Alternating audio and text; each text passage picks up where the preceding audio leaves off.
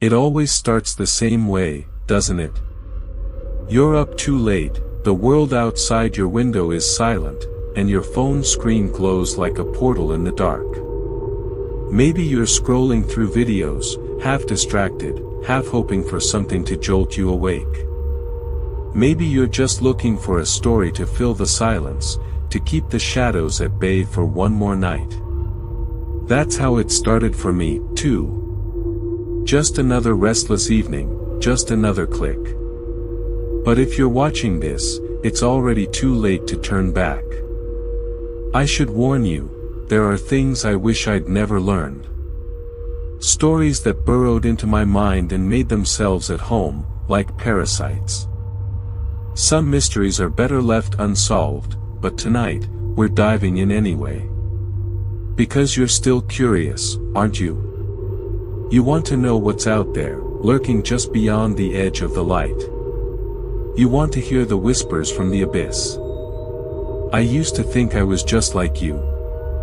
I'd watch these videos, read the stories, laugh at the idea that anything truly strange could happen to someone like me. I believed in the safety of routine, the comfort of the ordinary. I believed that horror was something you could turn off, something that ended when the screen went dark. But I was wrong. Horror doesn't care about your routines. It doesn't care if you're ready. It finds you when you least expect it, when you're alone, when you're vulnerable, when you think you're safe. I remember the first time I realized something was wrong. It was a Tuesday night, nothing special. I was sitting at my desk, headphones on, scrolling through a forum dedicated to unsolved mysteries. Someone had posted a grainy photo, just a shadow at the edge of a playground, nothing remarkable. But the comments were different that night. People were scared, genuinely scared. They talked about seeing the same shadow in their own photos, about hearing voices and the static when they tried to sleep. I laughed it off, of course. I told myself it was just a game, just another internet hoax. But then I started seeing it, too. That's the thing about these stories. They don't just stay on the screen. They bleed into your life, into your dreams. They change the way you see the world. You start to notice things you never noticed before, the way the shadows move in the corner of your eye, the way your reflection lingers a little too long in the mirror. You start to wonder if maybe, just maybe, there's something watching you back. I've spent years chasing these mysteries. I've collected stories, interviewed survivors, pieced together fragments of truth from the wreckage of other people's lives. Some of the cases I've investigated still haunt me.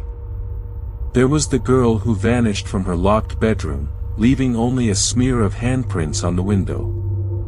The man who claimed he could hear voices coming from the drains, whispering secrets in a language he couldn't understand.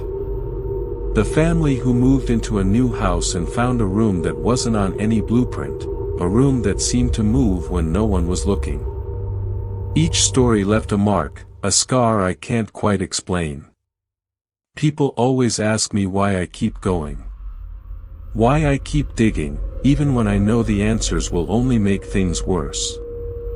The truth is, I don't know. Maybe I'm just as curious as you are. Maybe I'm looking for something, proof that the world is stranger than it seems, or maybe just a reason to believe that I'm not alone in what I've seen. Or maybe I'm just trying to warn you, to give you a chance to turn back before it's too late. But you're still here, aren't you? Still listening. Still hungry for the next secret, the next forbidden truth. That's how it gets you. That's how it got me. I've learned that the abyss isn't just a metaphor. It's real, and it's hungry. It waits for people like us, people who can't leave well enough alone, who have to know what's hiding in the dark. And once you start listening to the whispers, you can never really stop. They follow you, echoing in the quiet moments, growing louder every time you try to ignore them. I could tell you to stop now. I could tell you to close this video, to go back to your safe, ordinary life. But I know you won't. I know you can't. Because you want to know what I've seen. You want to know what's out there, waiting for you. And maybe, deep down, you want to believe that you're different, that you can handle the truth, that you can stare into the abyss and walk away unscathed. But let me be clear, every answer comes with a price. Every mystery you solve takes something from you. Sometimes it's just a little sleep, a little peace of mind. Sometimes it's more. Sometimes it's everything that is so. If you're still with me, if you're still listening, I'll show you what I've found. I'll take you through the cases that haunt me, the mysteries that refuse to die. But remember, curiosity is a dangerous thing. And the abyss is always listening. Let's start with the first case. But remember, every answer comes with a price. Black Hollow Lake. If you grew up anywhere near my town, you know the name. It's the kind of place that shows up in yearbook photos and summer memories, a backdrop for bonfires, first kisses, and the kind of laughter that echoes across the water long after the sun goes down. I remember the first time I went there, how the air smelled like pine needles and sunscreen, how the water was so cold it made your bones ache, how the world felt safe and endless, just for a little while. But that's only half the story. Because Black Hollow has another reputation, one that's whispered about in the back rows of classrooms and around campfires when the moon is high. They say the lake is haunted. Cursed, even. That sometimes, if you're out there after dark, you'll hear voices calling from beneath the surface, voices that don't belong to anyone you know. Most people laugh it off. But not everyone comes back from Black Hollow. The story I'm about to tell you isn't just a legend. It's a case I've spent years trying to understand, and the truth is, I'm not sure I ever will. It started with a group of friends, 5 of them, all just out of high school, looking for one last adventure before life pulled them in different directions. Their names were Jamie, Lex, Tyler, Morgan, and Chris. I've seen their faces in photos, heard their voices in old voicemails, read the messages they sent each other in the days leading up to that night. They were just like any of us, restless, hopeful, a little reckless. It was supposed to be a simple camping trip. They packed up their cars with tents, coolers, and enough snacks to last a week. They posted about it on social media, tagged each other in memes about surviving the wild. There's a video, one of the last ones they ever took, where they're all crammed into the back seat, singing along to some terrible pop song, laughing so hard the camera shakes. It's almost painful to watch now, knowing what's coming. They arrived at Black Hollow just before sunset. The lake was calm, the sky streaked with orange and pink. They set up camp on the north shore, where the trees grow thick and the ground is soft with moss. There's a photo of their tents, perfectly arranged in a half circle, with the lake glittering in the background. You'd never guess anything was wrong. But if you look closer, you can see it, the way the shadows gather at the edge of the frame, the way the water seems just a little too dark. I've talked to people who grew up around Black Hollow, and they all say the same thing: the lake changes after dark. The air gets colder, the trees seem to lean in, and the water goes still, like it's waiting for something. The first sign that something was wrong came just after midnight. Jamie's mom got a text, just a string of random letters, like someone's hand had slipped on the keyboard. She tried to call back, but it went straight to voicemail. She figured it was a butt dial, nothing to worry about. But then Lex's sister got a call, too. This time, there was no voice, just static, and something that sounded like water dripping. The next morning, none of the 5 friends answered their phones. Their parents started to worry, but it wasn't until the park ranger found their campsite abandoned that anyone realized how serious it was. The tents were still there, zipped up and untouched. The campfire had burned down to embers. Their cars were parked exactly where they'd left them. But the friends were gone. The search lasted for weeks. Divers combed the lake, volunteers scoured the woods, helicopters circled overhead. They found nothing. No footprints, no clothes, no signs of a struggle. It was like the 5 of them had just vanished. Except for one thing. On the 3rd day of the search, a volunteer found a phone half buried in the mud at the water's edge. It was Jamie's. The screen was cracked, the battery dead, but somehow, the memory card survived. What it recorded still keeps me up at night. I've listened to those recordings more times than I can count. The first few are normal, just the friends goofing around, telling ghost stories, daring each other to swim out to the old dock. You can hear the wind in the trees, the crackle of the fire, the sound of someone opening a can of beer. But then, around 2:13 a.m., everything changes. There's a long stretch of silence, broken only by the sound of water lapping against the shore. Then, faintly, you hear it, a voice, low and distorted, calling Jamie's name. At first, it sounds like one of the others playing a prank. But the voice is wrong. It's too deep, too slow, like it's coming from underwater. Jamie laughs, tells whoever it is to knock it off. But the voice keeps calling, over and over, getting closer each time. The next recording is just static, punctuated by what sounds like footsteps on wet ground.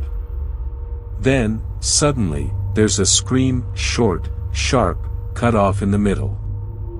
After that, nothing but silence. I've played those clips for audio experts, for police, for anyone who might be able to explain what happened. No one can.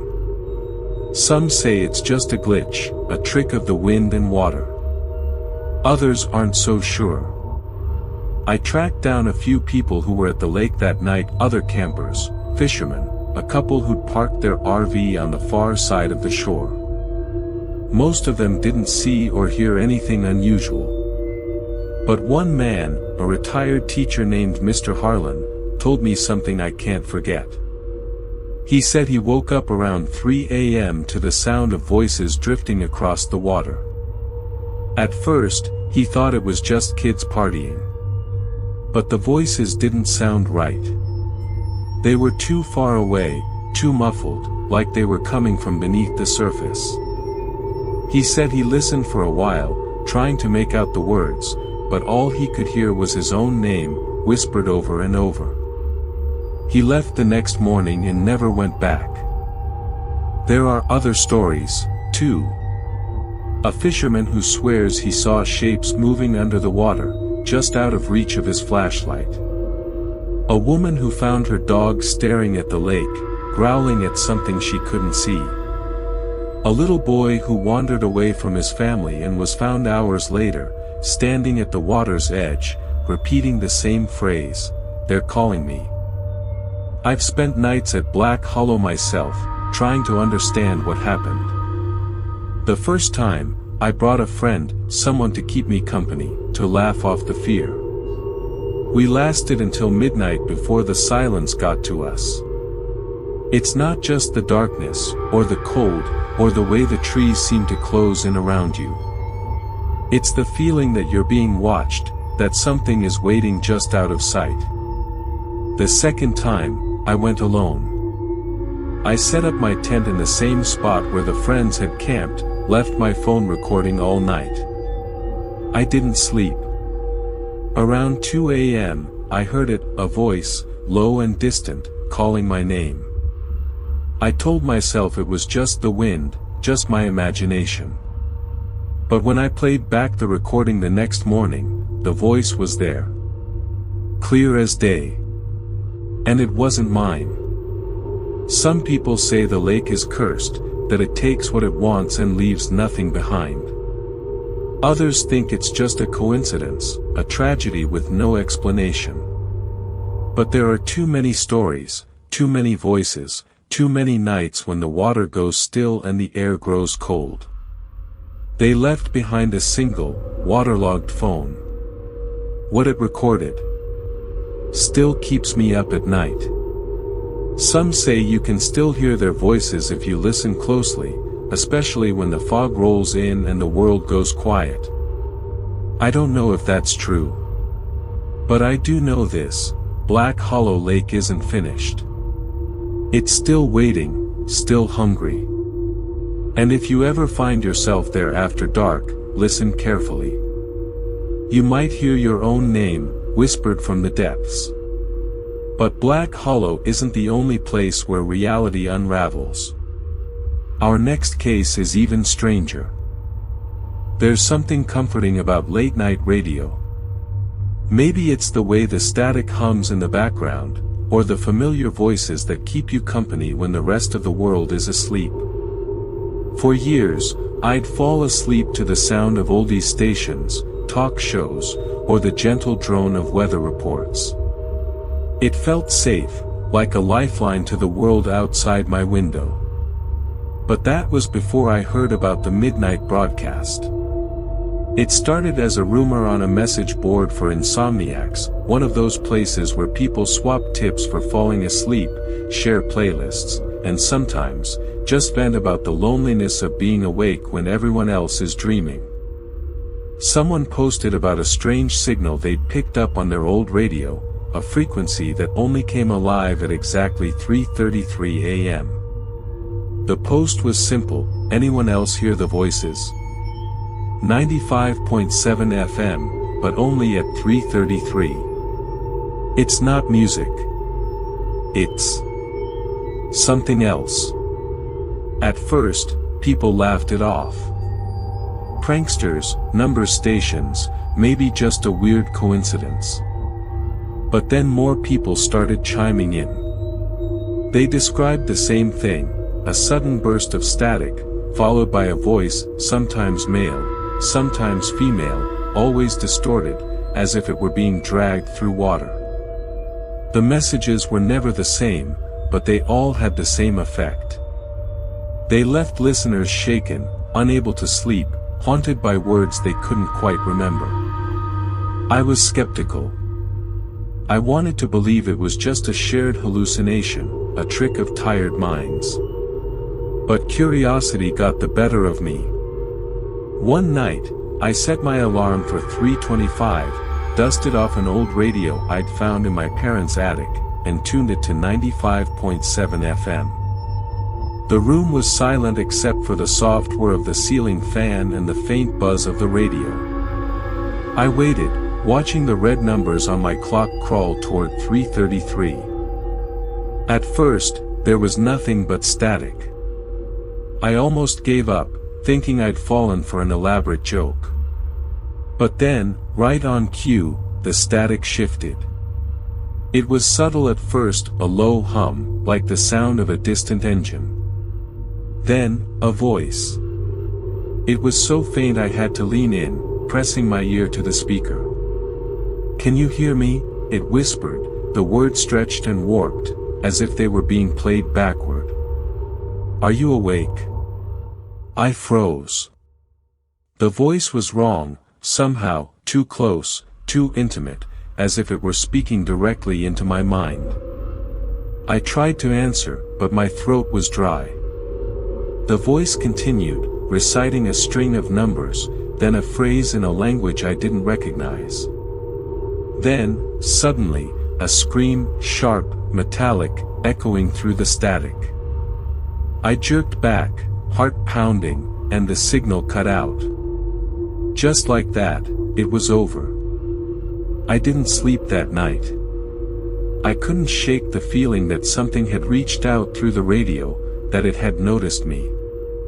The next morning, I posted about my experience on the same message board.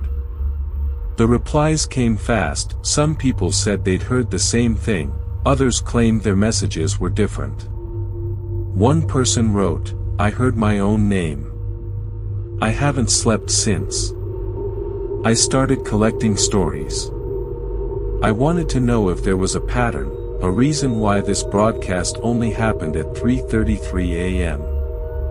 I found dozens of people who'd heard it, students, truck drivers, night shift workers, even a woman who claimed her dog started barking at the radio every night at the same time.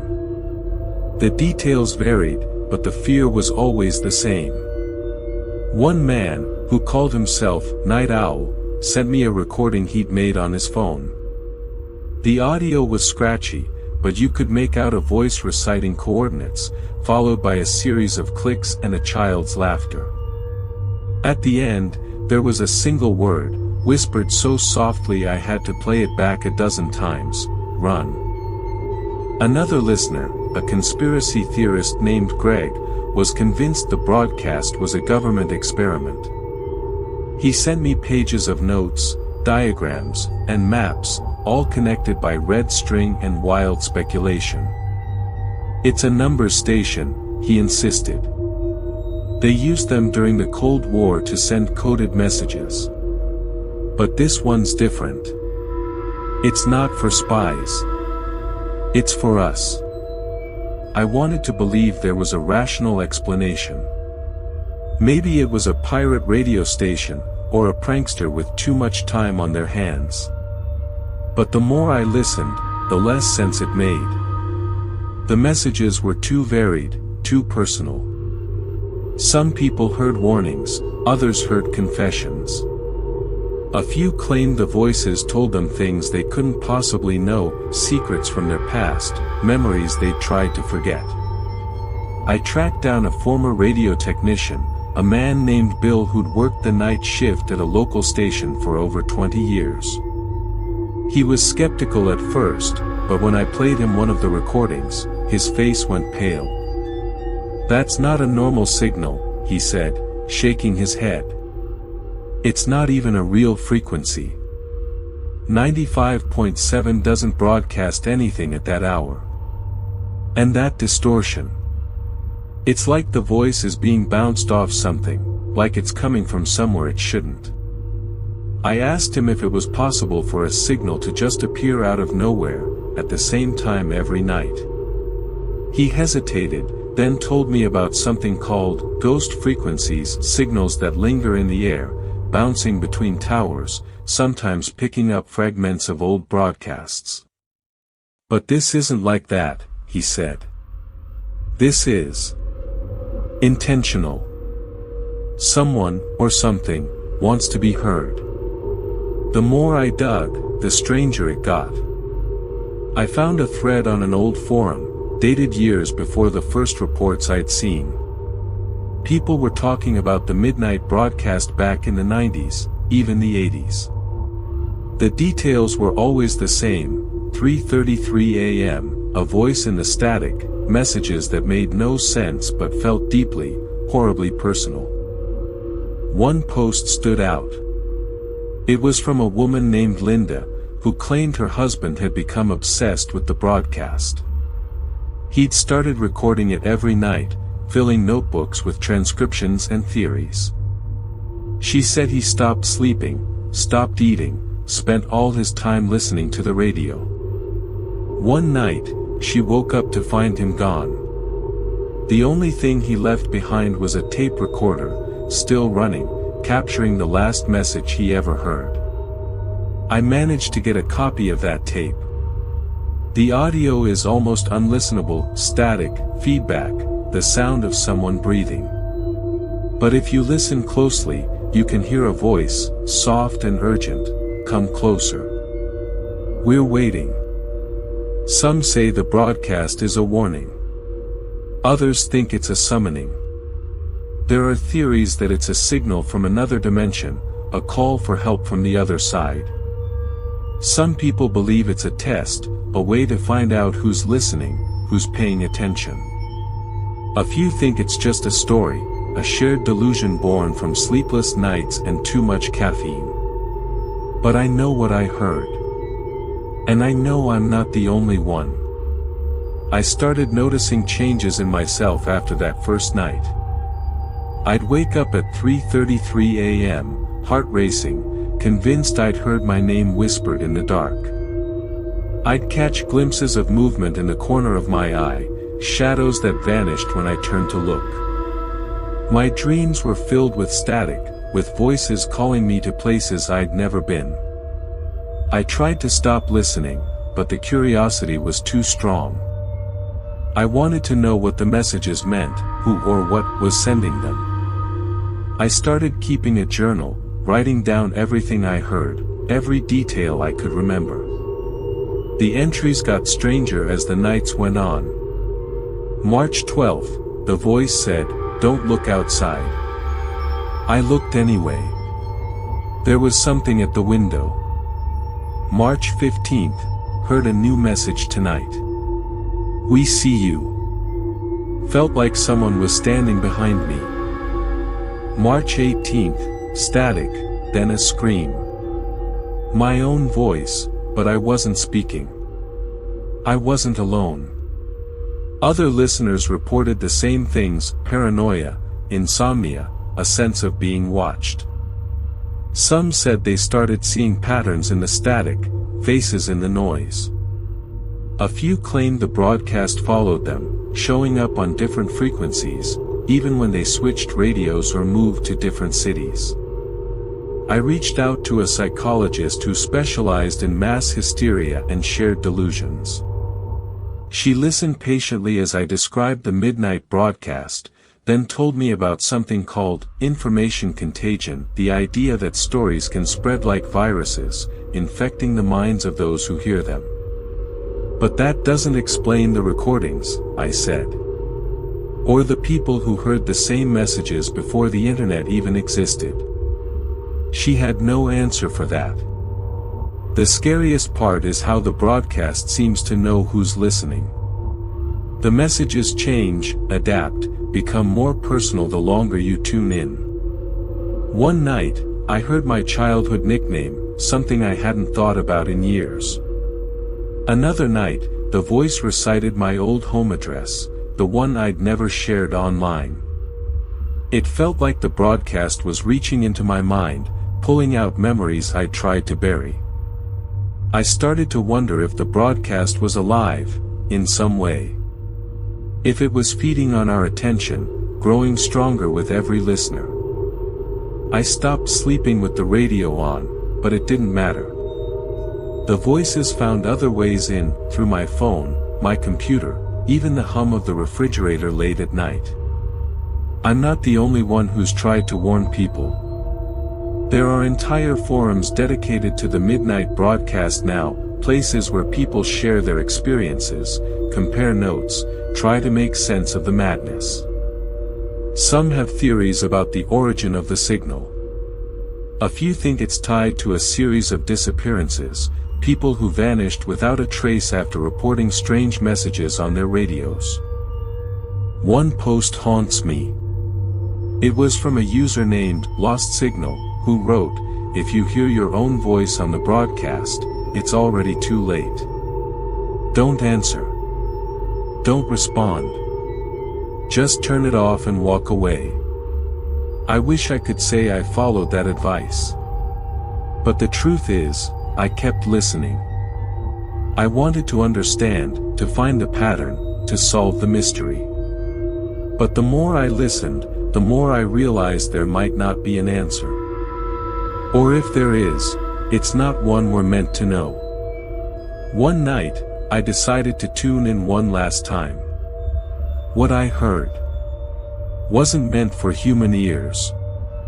The static was thicker than ever, the voice more distorted, almost inhuman. It spoke in a language I didn't recognize, but somehow, I understood every word. It told me things I can't repeat, things that made my skin crawl and my heart race. Then, the scream, louder than before, echoing through my mind long after the broadcast ended. I haven't listened since. But sometimes, when I'm lying in bed, I hear the faintest whisper of static, the ghost of a voice calling me back. I don't know what the broadcast wants, or where it comes from. I only know that it's still out there, waiting for the next curious soul to tune in. Some say the broadcast is a warning. Others think it's a summoning. Maybe it's both. Maybe it's neither. Maybe it's just the abyss, reaching out through the static, looking for someone to answer. If you think that's unsettling, wait until you hear about the next case, a mystery that blurs the line between the living and the dead. There's a certain comfort in late-night radio, isn't there? The world outside is silent, the darkness pressed up against your windows, and yet, through the static, a familiar voice keeps you company. It's a ritual for so many of us, insomniacs, night shift workers, lonely souls who find solace in the gentle hum of a distant DJ or the soft croon of an old song. For years, I was one of them. I'd let the radio play as I drifted in and out of sleep, the sound a kind of shield against the emptiness of the night. But that was before I heard about the midnight broadcast. It started as a rumor, a throwaway comment on a late-night forum for people who couldn't sleep. Someone posted, "Anyone else get weird interference on 104.6 at 3:33 a.m.? It's not music. It's something else." At first, people joked about it, pirate radio, number stations, maybe just a prank. But then more stories started to surface. People from different towns, different countries, all describing the same thing, a sudden burst of static, a voice that didn't sound quite human, and messages that made no sense but left them feeling cold and unsettled. I was skeptical. I wanted to believe it was just a shared delusion, a trick of tired minds. But curiosity is a dangerous thing. One night, I set my alarm for 3:25, dusted off an old radio, and tuned it to 104.6. The room was dark except for the faint glow of the clock. I waited, the static filling the silence, my heart beating a little too fast. At exactly 3:33, the static changed. It was subtle at first, a low hum, almost like a heartbeat. Then, a voice. It was warped, stretched, as if it were being played backward. "Can you hear me?" it whispered. "Are you awake?" The words crawled under my skin. I tried to tell myself it was just a prank, but the voice kept going, reciting a string of numbers, then a phrase in a language I didn't recognize. Suddenly, a scream, sharp, metallic, echoing through the static. I jerked back, heart pounding, and the signal cut out. Just like that, it was over. I didn't sleep that night. I couldn't shake the feeling that something had reached out through the radio, that it had noticed me. The next morning, I posted about my experience. The replies came fast. Some people said they'd heard the same thing, others claimed their messages were different. One person wrote, "I heard my own name. I haven't slept since." I started collecting stories. I wanted to know if there was a pattern, a reason why this broadcast only happened at 3:33 a.m. I found dozens of people who'd heard it, students, truck drivers, night shift workers, even a woman who claimed her dog started barking at the radio every night at the same time. The details varied, but the fear was always the same. One man, who called himself Night Owl, sent me a recording he'd made on his phone. The audio was scratchy, but you could make out a voice reciting coordinates, followed by a series of clicks and a child's laughter. At the end, there was a single word, whispered so softly I had to play it back a dozen times: "Run." Another listener, a conspiracy theorist named Greg, was convinced the broadcast was a government experiment. He sent me pages of notes, diagrams, and maps, all connected by red string and wild speculation. "It's a numbers station," he insisted. "They used them during the Cold War to send coded messages. But this one's different. It's not for spies. It's for us." I wanted to believe there was a rational explanation. Maybe it was a pirate radio station, or a prankster with too much time on their hands. But the more I listened, the less sense it made. The messages were too varied, too personal. Some people heard warnings, others heard confessions. A few claimed the voices told them things they couldn't possibly know, secrets from their past, memories they'd tried to forget. I tracked down a former radio technician, a man named Bill who'd worked the night shift at a local station for over 20 years. He was skeptical at first, but when I played him one of the recordings, his face went pale. "That's not a normal signal," he said, shaking his head. "It's not even a real frequency. 104.6 doesn't broadcast anything at that hour. And that distortion. It's like the voice is being bounced off something, like it's coming from somewhere it shouldn't." I asked him if it was possible for a signal to just appear out of nowhere, at the same time every night. He hesitated, then told me about something called ghost frequencies, signals that linger in the air, bouncing between towers, sometimes picking up fragments of old broadcasts. "But this isn't like that," he said. "This is intentional. Someone, or something, wants to be heard." The more I dug, the stranger it got. I found a thread on an old forum, dated years before the first reports I'd seen. People were talking about the midnight broadcast back in the 90s, even the 80s. The details were always the same: 3:33 a.m., a voice in the static, messages that made no sense but felt deeply, horribly personal. One post stood out. It was from a woman named Linda, who claimed her husband had become obsessed with the broadcast. He'd started recording it every night, filling notebooks with transcriptions and theories. She said he stopped sleeping, stopped eating, spent all his time listening to the radio. One night, she woke up to find him gone. The only thing he left behind was a tape recorder, still running, capturing the last message he ever heard. I managed to get a copy of that tape. The audio is almost unlistenable, static, feedback, the sound of someone breathing. But if you listen closely, you can hear a voice, soft and urgent, "Come closer. We're waiting." Some say the broadcast is a warning. Others think it's a summoning. There are theories that it's a signal from another dimension, a call for help from the other side. Some people believe it's a test, a way to find out who's listening, who's paying attention. A few think it's just a story, a shared delusion born from sleepless nights and too much caffeine, but I know what I heard. And I know I'm not the only one. I started noticing changes in myself after that first night. I'd wake up at 3:33 a.m., heart racing, convinced I'd heard my name whispered in the dark.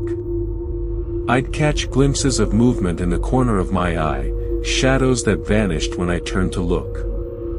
My dreams were filled with static, with voices calling me to places I'd never been. I tried to stop listening, but the curiosity was too strong. I wanted to know what the messages meant, who or what was sending them. I started keeping a journal, writing down everything I heard, every detail I could remember. The entries got stranger as the nights went on. March 12th, the voice said, "Don't look outside." I looked anyway. There was something at the window. March 15th, heard a new message tonight. "We see you." Felt like someone was standing behind me. March 18th, static, then a scream. My own voice, but I wasn't speaking. I wasn't alone. Other listeners reported the same things: paranoia, insomnia, a sense of being watched. Some said they started seeing patterns in the static, faces in the noise. A few claimed the broadcast followed them, showing up on different frequencies, even when they switched radios or moved to different cities. I reached out to a psychologist who specialized in mass hysteria and shared delusions. She listened patiently as I described the midnight broadcast, then told me about something called information contagion, the idea that stories can spread like viruses, infecting the minds of those who hear them. But that doesn't explain the recordings, I said. Or the people who heard the same messages before the internet even existed. She had no answer for that.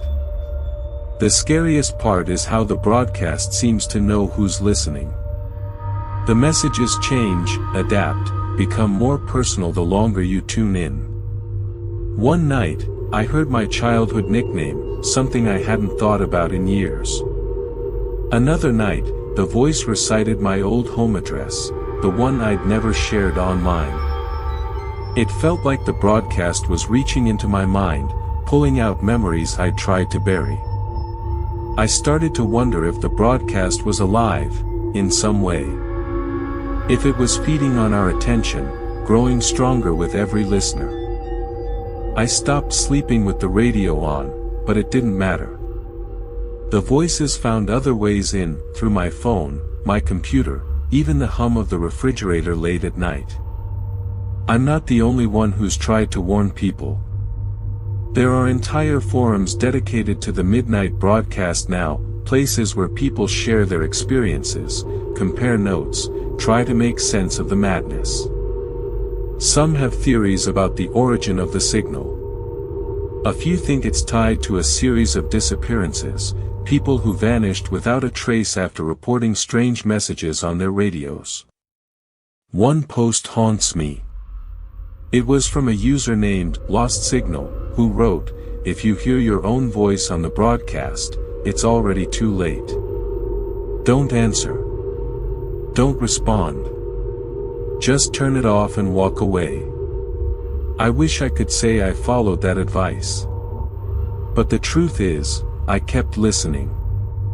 I wanted to understand, to find the pattern, to solve the mystery. But the more I listened, the more I realized there might not be an answer. Or if there is, it's not one we're meant to know. One night, I decided to tune in one last time. What I heard wasn't meant for human ears. The static was thicker than ever, the voice more distorted, almost inhuman. It spoke in a language I didn't recognize, but somehow, I understood every word.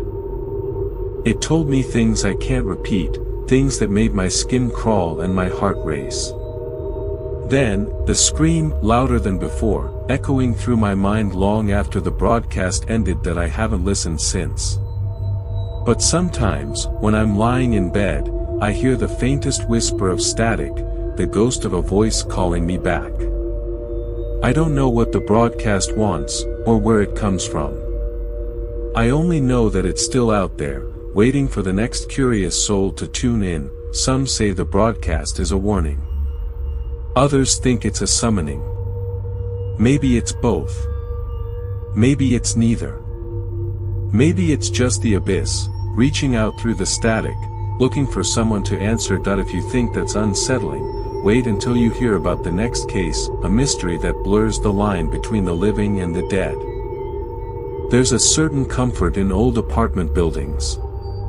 The kind with creaky floors, faded wallpaper, and the faint smell of dust and old books lingering in the hallways.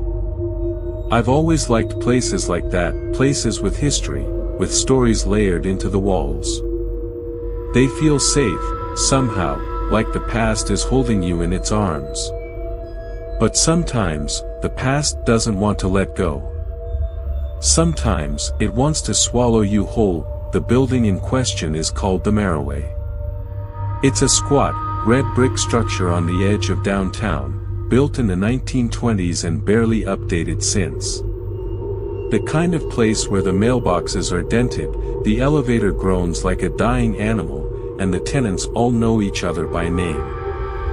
I first heard about the Maraway from a friend who lived there, an artist named Riley, who swore the place was haunted, but in a charming way. "It's just creaks and cold spots," they told me, laughing. "Nothing sinister. Unless you count the rent."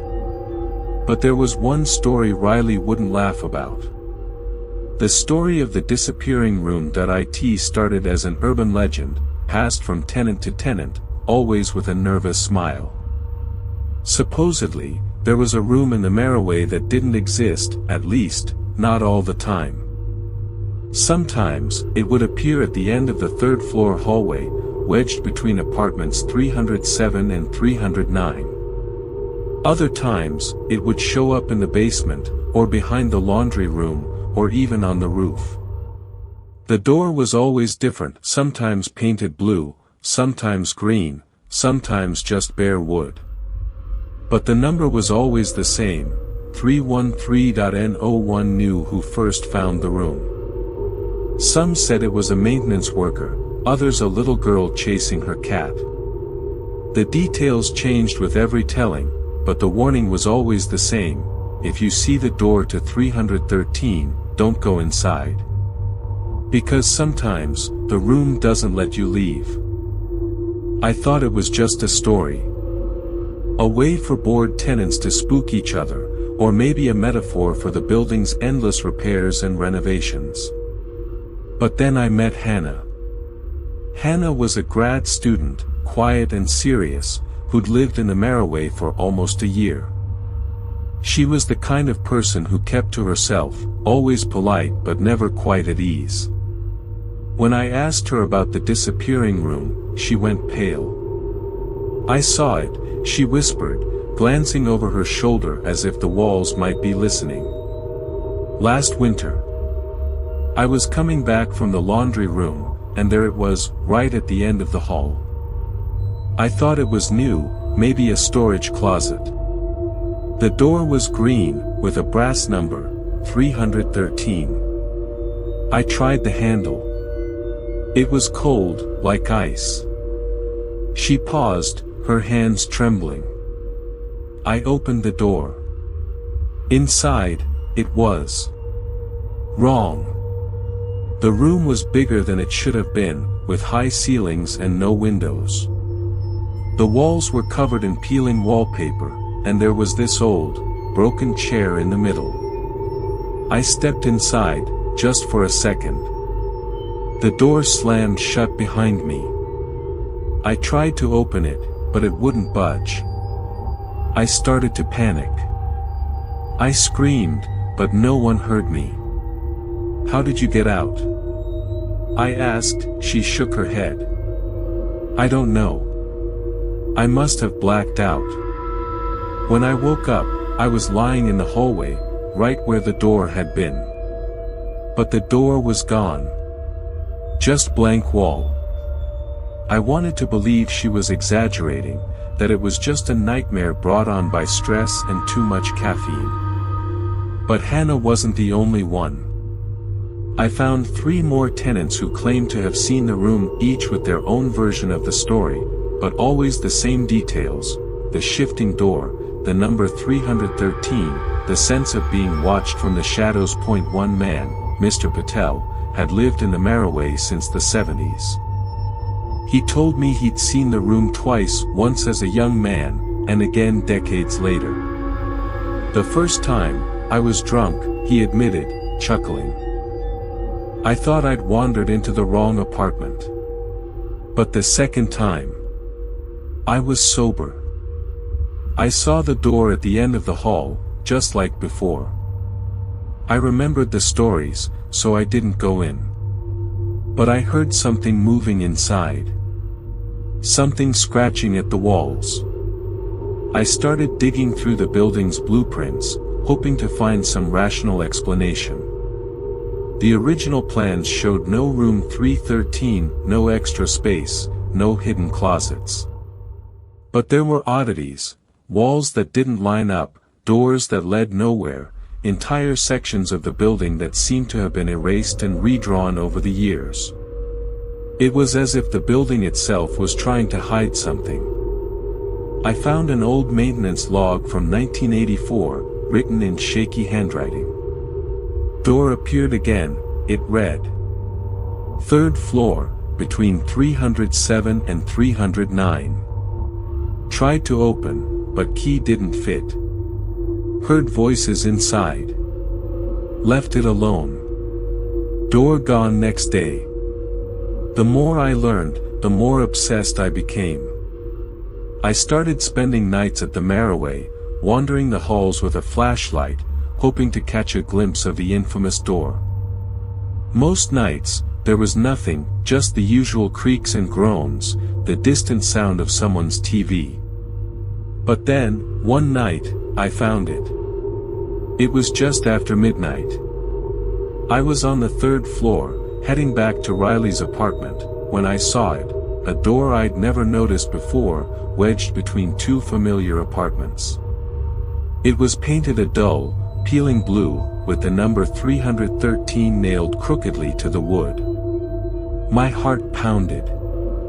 I reached out and touched the handle. It was freezing that I should have walked away. Every instinct screamed at me to leave it alone. But curiosity is a powerful thing. I turned the handle and pushed the door open. The room was impossibly large, stretching out into darkness. The air was thick and cold, heavy with the scent of mildew and something sweeter, like rotting flowers. The walls were covered in faded wallpaper, patterned with twisting vines. In the center of the room was a single chair, its back to me. I stepped inside, just for a moment, and the door slammed shut behind me. I spun around, heart racing, and tried the handle. It wouldn't budge. I pounded on the door, shouting for help, but my voice was swallowed by the silence. The room felt alive, somehow, like it was breathing, watching me. I heard footsteps behind me, but when I turned, the chair was empty. I don't know how long I was in there. Time seemed to stretch and warp, the darkness pressing in on all sides. I started to feel dizzy, disoriented, as if the room was spinning. I closed my eyes, trying to steady myself, and when I opened them again, I was lying in the hallway. The door was gone. Just blank wall. I stumbled back to Riley's apartment, shaking and cold. I tried to tell them what happened, but the words wouldn't come. I felt like I'd left something behind in that room, some part of myself I'd never get back. Since then, I've heard more stories. A delivery driver who vanished while making a late-night drop-off. A teenager who dared his friends to spend the night in 313 and was never seen again. A woman who woke up in her own bed, convinced she'd been trapped in the room for days, even though only a few hours had passed. Some say the room is a leftover from another time, a pocket of space that doesn't belong. Others think it's a trap, a place that feeds on fear and curiosity. There are even rumors that the room moves from building to building, city to city, always looking for its next guest. I found the door. I wish I hadn't. I still dream about that room sometimes. I see the chair, the twisting vines, the endless darkness. I wake up gasping, convinced I'm still trapped inside. I avoid old buildings now, especially ones with too many hallways, too many doors. But sometimes, when I'm walking alone at night, I catch a glimpse of blue paint, or the number 313 scrawled on a wall, and I wonder if the room is still out there, waiting. Some say the room is still out there, waiting for its next guest. If you ever see a door where there shouldn't be one, with a number that doesn't make sense, don't open it. No matter how curious you are. Some mysteries are better left unsolved. But not all mysteries are confined to places. Some follow you, no matter where you go. The internet is supposed to be safe. That's what we tell ourselves, anyway. We sit behind screens, miles apart, sharing pieces of our lives with strangers. We laugh at memes, watch live streams, scroll through endless feeds. It's all just pixels and data, right? Nothing can reach through the glass. Nothing can touch you. That's what I used to believe, too. It started with a video. Not a scary one, just a clip from a popular streamer, someone I'd watched 100 times before. She was doing a late-night Q&A, answering questions, laughing at the chat. The room behind her was messy, cluttered with books and half-empty mugs. It was the kind of background you barely notice, unless you're looking for something to distract you from your own insomnia. But someone noticed. In the comments, buried between jokes and emojis, was a single line, "Who's that standing in the corner?" I went back and watched the video again. At first, I didn't see anything. But then, in the far left of the frame, just behind the streamer's shoulder, there was a shadow. It wasn't shaped like a person, not exactly. It was too tall, too thin, with edges that seemed to flicker and blur. The streamer never looked back. She never seemed to notice. But the shadow stayed there, motionless, until the video ended. I thought it was a trick of the light, maybe a coat rack or a pile of clothes. But then I started seeing the same comments on other videos. Different streamers, different rooms, always the same question: who's that in the background? Sometimes the shadow was near a window, sometimes by a door. Sometimes it was just a smudge, barely visible. But once you saw it, you couldn't unsee it. I started collecting screenshots, comparing them side by side. The shadow was always the same shape, always the same impossible proportions. It never moved, never changed. It was like a watermark, stamped onto the footage. I posted about it on a forum for internet mysteries, half expecting to be laughed off.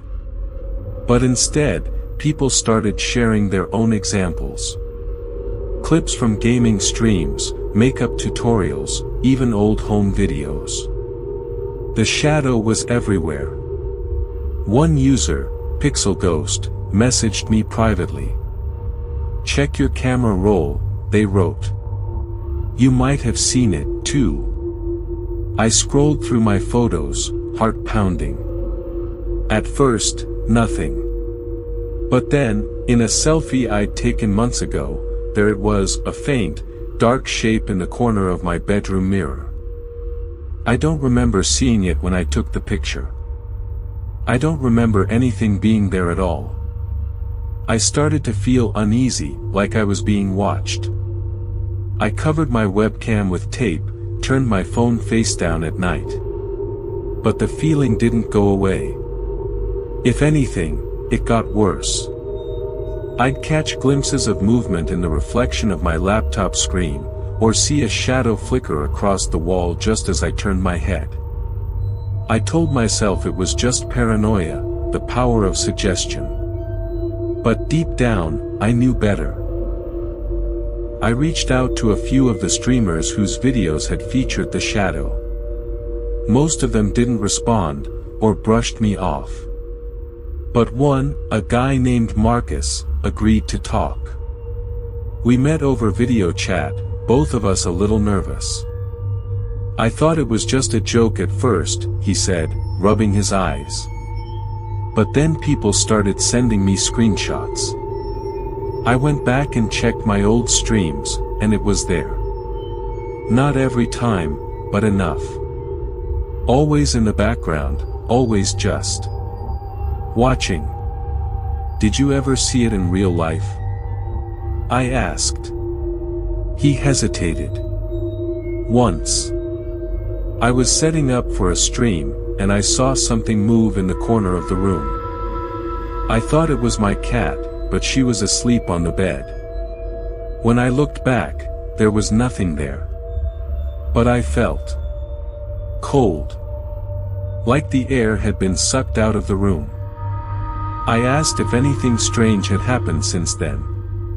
He nodded, his voice dropping to a whisper. I started having nightmares. Always the same, something standing at the foot of my bed, just out of sight.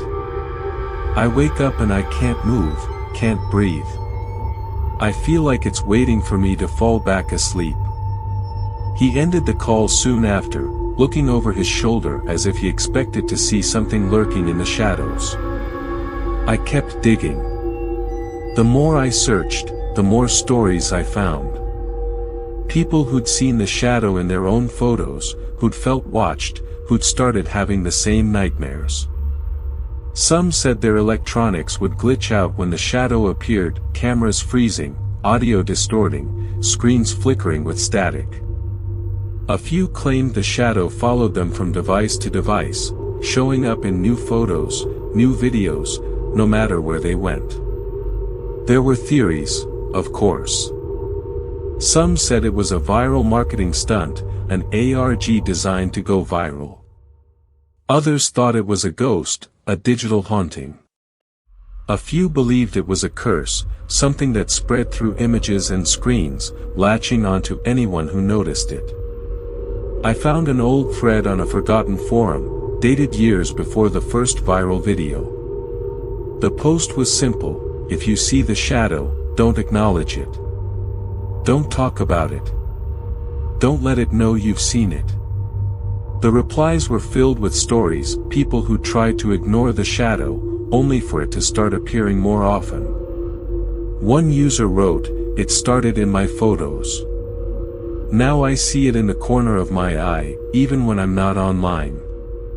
I started to wonder if the shadow was more than just a trick of the light.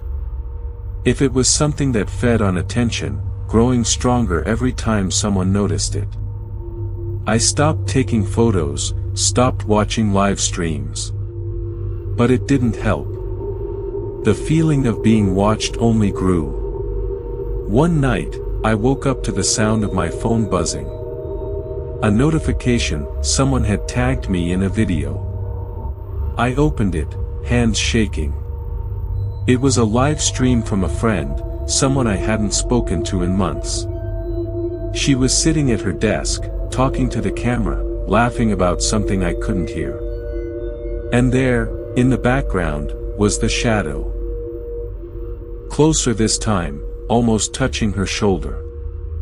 I tried to call her, to warn her, but the call went straight to voicemail. The next day, her account was gone. Deleted. No trace of her anywhere online. I reached out to mutual friends, but no one had heard from her. It was like she'd vanished. I started to panic. I went through every device I owned, deleting photos, wiping hard drives, even throwing out my old webcam. But the shadow stayed with me. I'd see it in reflections, in the corner of my eye, in the static of my TV late at night. I stopped sleeping, stopped leaving the house. I felt like I was being hunted. Some say if you see the shadow, it's already too late. That it marks you, follows you, waits for you to let your guard down. I don't know if that's true. All I know is that I'm not the only one. There are others out there, people who've seen the shadow, who feel its eyes on them every time they look at a screen. Check your camera roll. You might have seen it, too. I wish I could tell you how to get rid of it, how to break the curse. But I can't. All I can do is warn you, be careful what you watch, what you share, what you notice. Some things are better left unseen. Our final case is the one that haunts me most. The one I almost didn't survive. Before the abyss, my life was ordinary. I had routines, habits, a sense of where the edges of reality were. I woke up, made coffee, scrolled through my phone, went to work, came home, and let the world fade into the background. I believed in boundaries, between day and night, between dreams and waking, between what's real and what's just a story. I believed I was safe, as long as I kept my feet on solid ground, but that was before I heard the whispers that it started with a rumor, like so many of these stories do. There was a place on the outskirts of town, a site that everyone knew about but no one talked about. Some called it the sinkhole, others the pit, but the name that stuck was the abyss. It was just a patch of woods, really, choked with brambles and half-dead trees, but at its center was a hole in the earth, perfectly round, impossibly deep, lined with stones that looked older than the town itself. People said it was bottomless. They said if you dropped a stone, you'd never hear it hit the ground. I'd heard the stories growing up. Kids dared each other to go out there at night, to stand at the edge and listen for the voices. Some said you could hear your own name, whispered up from the darkness. Others said the abyss showed you things, visions, memories, secrets you tried to forget. I never believed any of it. Not really. But after everything I'd seen, all the cases I'd chased, I couldn't help myself. I had to know that I went out there alone, just after midnight. The woods were silent, the air thick with fog. My flashlight barely cut through the darkness. I found the path, overgrown and half-erased, and followed it until the trees opened up and the ground fell away beneath my feet. The abyss was real. It was bigger than I'd imagined, a perfect circle of blackness that seemed to swallow the light. I stood at the edge, heart pounding, and listened. At first, there was nothing. Just the wind in the trees, the distant call of an owl. But then, so faint I thought I was imagining it, I heard a voice. My name, whispered from the depths. I told myself it was just the wind, just my mind playing tricks. But the voice came again, louder this time, layered with others, hundreds, thousands, all whispering at once. I felt dizzy, like the ground was tilting beneath me. I stumbled back, but the voices followed. That night, I dreamed of falling. I was weightless, tumbling through darkness, the whispers growing louder, wrapping around me like a shroud. I saw faces in the void, people I'd lost, people I'd never met, all staring with empty eyes. I woke up gasping, drenched in sweat, the sound of the whispers still echoing in my ears. After that, nothing was the same. I started seeing things out of the corner of my eye, shadows that moved when I looked away, shapes that didn't belong. I'd hear voices in the static of my phone, in the hum of the refrigerator, in the silence between heartbeats. Sometimes they'd call my name. Sometimes they'd say things I didn't understand, words that made my skin crawl. I tried to ignore it, to go back to my routines. But the boundaries had shifted. Dreams bled into waking, memories twisted into nightmares. I'd find myself standing in the kitchen at 3 a.m., not remembering how I got there. I'd see my own reflection blink when I didn't. I started keeping a journal, trying to track what was real and what wasn't. The entries got stranger, more fragmented. April 2nd, heard the whispers again. They're getting louder. I think they know I'm listening. April 5th, saw someone in the mirror. Not me. Smiling. April 8th, can't sleep.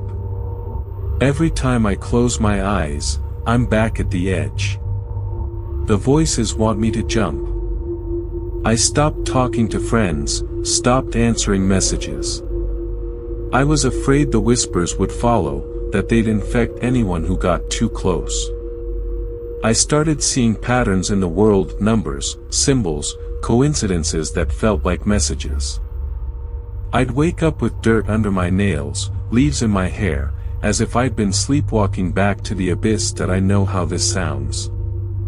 I know you're probably thinking I lost my mind, that it was just stress, or lack of sleep, or some kind of breakdown.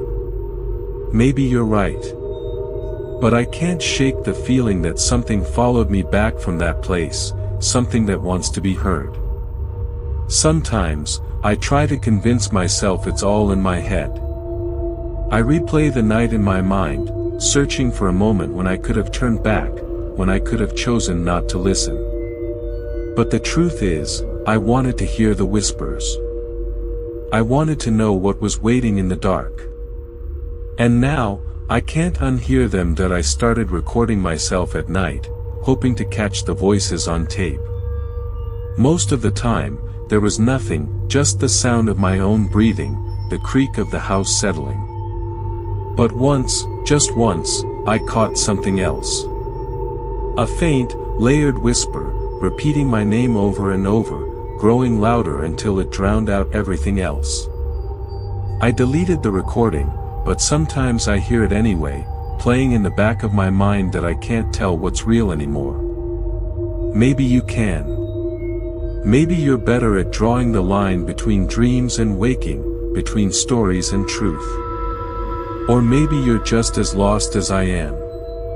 If you ever find yourself at the edge of something you can't explain, if you hear voices calling your name from the darkness, don't answer.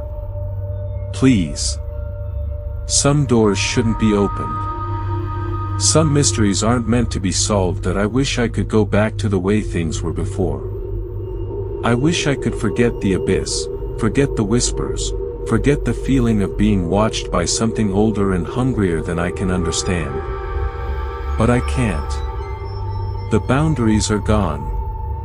The abyss is inside me now, whispering secrets I was never meant to hear. If you hear the whispers, don't answer. Please.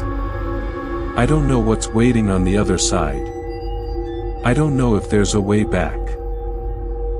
All I know is that the abyss is always listening, always hungry, always waiting for someone to get too close. And if you're still listening, if you've followed me this far, maybe it's already found you, too. So, here we are. 5 cases, 5 stories that refuse to let go. If you've made it this far, you're probably asking the same questions I am. What connects these mysteries? Are they just random horrors, or is there something deeper, something binding them together beneath the surface? I've spent years chasing answers, and the truth is, the more I learn, the less I understand. But maybe that's the point. Maybe the unknown is the real terror, the idea that there are forces at work we can't see, patterns we can't decipher, rules we were never meant to understand. Let's look back, just for a moment, and see if we can find the threads that tie these cases together. Black Hollow Lake. It started as a summer hangout, a place of laughter and light, until the darkness crept in. 5 friends vanished, leaving behind only a waterlogged phone and a recording that still echoes in my mind. The voices from the lake, the sense of being watched, the feeling that something ancient and hungry waits just beneath the surface. Doesn't that sound familiar? The idea of a place that takes, that erases, that leaves only questions in its wake. Then there's the midnight broadcast.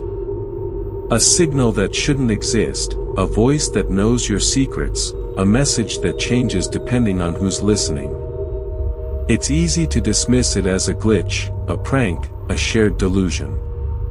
But what if it's more? What if it's a beacon, a lure, a way for something on the other side to reach through the static and find us?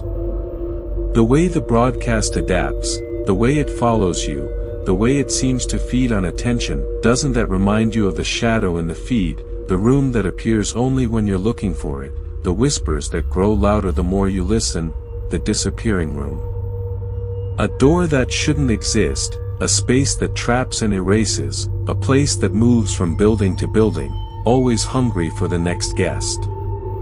The stories are always the same: curiosity, a sense of being watched, a reality that bends and warps until you can't tell what's real anymore. The room is a threshold, a liminal space, a place where the rules break down. And isn't that what all these cases have in common?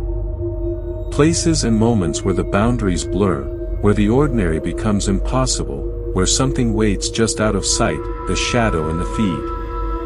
A digital haunting, a curse that spreads through images and screens, marking those who notice it. The more you look, the more it looks back. The more you share, the more it spreads. It's almost like a virus, a meme that infects not just your devices but your mind, your dreams, your sense of safety. The internet is supposed to be a barrier, a wall between us and the unknown. But what if it's a window? What if it's a door, and then, the whispers from the abyss? My own story, the one I can't escape. A place that calls to you, that shows you things you were never meant to see. A voice that follows you home, that blurs the line between waking and dreaming, between sanity and madness.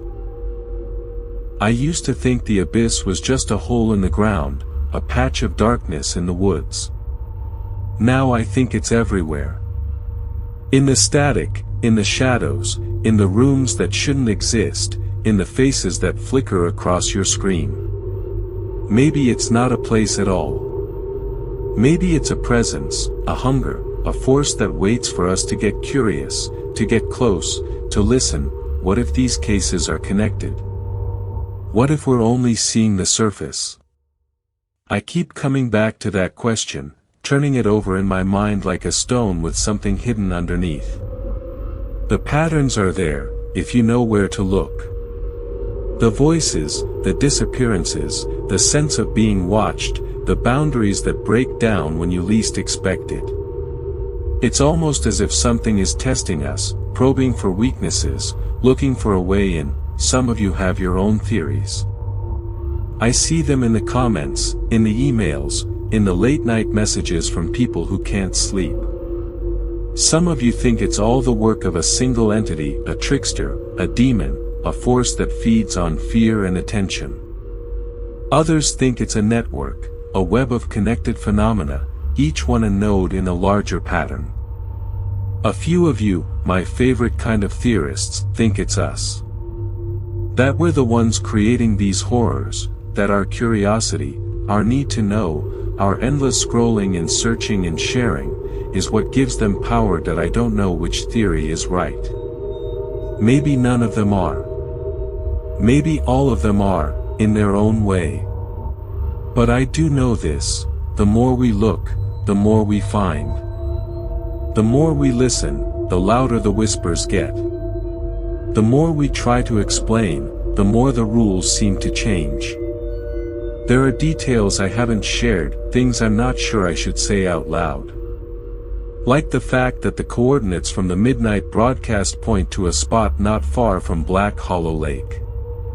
Or that the number 313 has shown up in every case, hidden in phone numbers, addresses, timestamps, even the metadata of the shadow videos. Or that some of the voices from the abyss sound eerily like the ones on the radio, or the ones that echo in the disappearing room. Coincidence? Maybe. But how many coincidences does it take before you start to wonder if something's pulling the strings? I have my theories, but I want to hear yours. Drop them in the comments if you dare. Maybe together we can piece together the pattern, find the rules, figure out what it wants. Or maybe we'll just feed it, give it more to work with, more to whisper about in the dark. And for those of you who've been here since the beginning, who remember the story about the man who vanished from his locked apartment, or the case of the girl who saw her own face in the static, yes, I see your callbacks. I see the connections you're making, the in-jokes, the theories that spiral out into madness. You're part of this, too. We all are. It's tempting to look for comfort in rational explanations. To tell ourselves it's just stories, just tricks of the mind, just the brain trying to make sense of chaos. And maybe that's true. Maybe all of this is just a way to cope with the things we can't control, the darkness that waits at the edge of the light. But what if it's not? What if the stories are warnings, breadcrumbs, clues left behind by those who came before us? What if the only thing standing between us and the abyss is our willingness to look away? I wish I could give you answers. I wish I could tell you how to stay safe, how to draw the line between what's real and what's just a story. But the truth is, I don't know anymore. The boundaries are thinner than we think. The shadows are closer. The whispers are louder. So, what do you think? Are these just stories, or is there something more? Have you seen the patterns, the connections, the signs that something is watching, waiting, listening? Have you heard the whispers, seen the shadow, found the door that shouldn't exist? Or are you still safe, still on the outside, still able to turn off the screen and walk away? I want to believe there's a way back. I want to believe we can close the door, turn off the radio, delete the photos, and go back to the way things were. But I'm not sure anymore. Maybe the only way out is through. Maybe the only way to survive is to keep telling the stories, to keep shining a light into the darkness, even if we don't like what we find. So, tell me your theories. Share your stories. Maybe together we can make sense of the madness. Or maybe we'll just go a little mad ourselves. Before we close, there's something I need to confess. I need to be honest with you. I know I've told you a lot of stories tonight, some you might believe, some you might laugh off, some that will keep you up, staring at the ceiling, listening for sounds that shouldn't be there. But there's something I haven't said, something I've been avoiding, even as I've been warning you to be careful, to keep your distance, to treat these stories like the dangerous things they are. The truth is, I'm not just a storyteller. I'm not just a collector of other people's nightmares. I'm a participant. I'm a victim. And maybe, after tonight, you will be too. That I didn't start out this way. I thought I was safe, protected by the screen, by the distance, by the idea that horror was something you could turn off when you'd had enough. But the more I dug, the more I listened, the more I shared, the more the boundaries started to blur. The stories stopped being stories. The shadows stopped staying on the other side of the glass. That I've lost things. Sleep, for one. Peace of mind, for another. But it's more than that. I've lost friends, people who used to laugh at these stories, who started seeing things, hearing things, and then just stopped answering my messages. I've lost time. Hours, sometimes days, that I can't account for. I'll find myself standing in a room I don't remember entering, holding objects I don't remember picking up. I'll wake up with words written on my arms, numbers scrawled on scraps of paper, recordings on my phone that I don't remember making, and the worst part is, I know I'm being watched. I know I'm not alone, even when I'm the only one in the room. Sometimes I'll catch a glimpse of movement in the corner of my eye, a flicker of shadow, a shape that vanishes when I turn my head. Sometimes I'll hear my name whispered from the static, from the silence, from the places where sound shouldn't exist.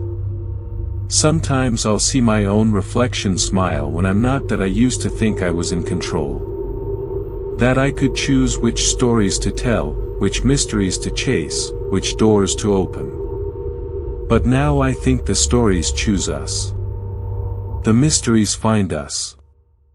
The doors open on their own. If you start noticing things, shadows, whispers, patterns that don't make sense, don't say I didn't warn you. If you start dreaming of places you've never been, hearing voices in the static, seeing faces in the dark, remember, you chose to listen. You chose to look. You chose to follow me into the abyss. Some mysteries want to stay hidden. But you kept listening.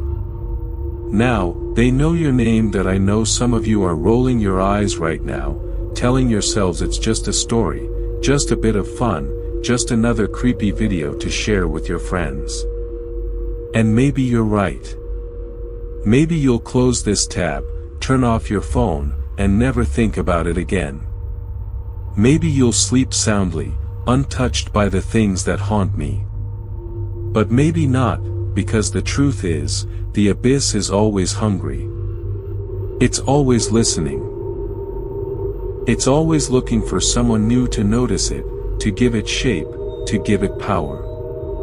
And every time you watch, every time you listen, every time you share these stories, you're feeding it. You're making it stronger. You're inviting it in. That I wish I could tell you how to protect yourself. I wish I could give you a list of rules, a ritual to keep the darkness at bay. But I can't. All I can do is warn you, be careful what you seek. Be careful what you notice. Be careful what you let in. If you start seeing the number 313, if you hear your name in the static, if you find a door where there shouldn't be one, walk away. Don't answer. Don't open it. Don't listen. Some things are better left unknown, and if you're already in too deep, if you're already seeing the signs, already hearing the whispers, don't panic. You're not alone. There are others out there, watching, listening, trying to make sense of the madness. Maybe together, we can find a way out. Or maybe we'll just go a little mad together. That I know this isn't the ending you wanted. I know you wanted answers, closure, a way to tie everything up and walk away unscathed. But that's not how these stories work. That's not how the abyss works. It doesn't give you closure. It gives you questions. It gives you shadows. It gives you whispers that never quite fade. So, if you're still here, if you're still listening, if you're still hungry for more, be careful. The abyss is listening, too. And it remembers every name, every face, every voice that dares to look back. Until next time. If there is a next time. Thank you for making it to the end. If you're still here, you're braver, or maybe more curious, than most. I want to hear what you think. Did you spot any connections I missed? Do you have your own theories about the lake, the broadcast, the room, the shadow, or the whispers? Drop your thoughts in the comments. I read every single one, even the ones that keep me up at night. That if you've experienced something strange, something you can't explain, something that's been haunting you, share your story. You never know who else might be listening, or who might have seen the same thing. Sometimes, the only way to fight the darkness is to bring it into the light, even if just for a moment. And if you have a mystery you want me to investigate next, let me know. Your suggestions might just become the next case. I'm always looking for new stories, new puzzles, new reasons to keep the lights on a little longer. Just remember, some doors, once opened, can't be closed again. That if you've been with me for a while, you know this isn't the first time we've stared into the abyss together. Remember the case of the missing hour, or the story about the girl who vanished between subway stops? If you missed those, check out the links below.